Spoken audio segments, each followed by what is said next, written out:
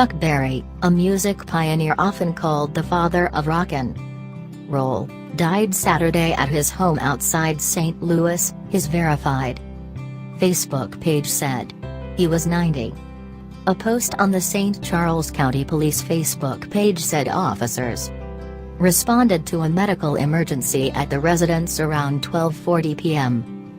1:40 p.m. ET, Saturday and found an unresponsive man inside.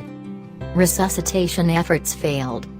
The St. Charles County Police Department sadly confirms the death of Charles Edward Anderson Berry Sr., better known as legendary musician Chuck Berry.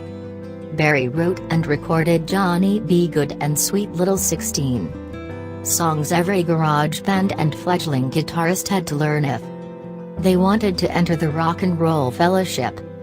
Berry took all-night hamburger stands, brown-eyed handsome men and V8 Fords and turned them into the stuff of American poetry.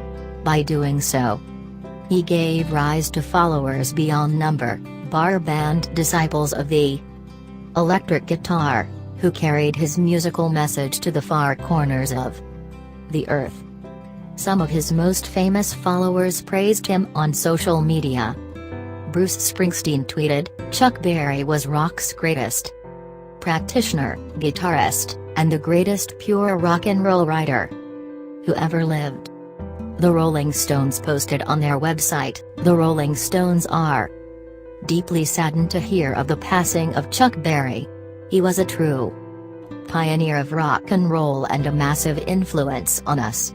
Chuck was not only a brilliant guitarist, singer and performer, but most importantly, he was a master craftsman as a songwriter. His songs will live forever." But it was perhaps John Lennon, who died in 1980, who put it most succinctly. "If you tried to give rock and roll another name, you might call it Chuck Berry."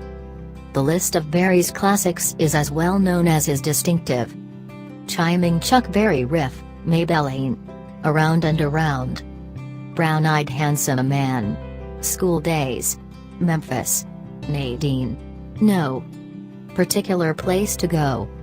They were deceptively simple tunes, many constructed with simple chord progressions and classic verse-chorus-verse formats, but their hearts could be as big as teenage hopes on a Saturday night. His music even went into outer space. When the two Voyager spacecrafts were launched in 1977, each was accompanied on its journey to the outer reaches of the solar system by a phonograph record that contained sounds of Earth, including Johnny B. Goode.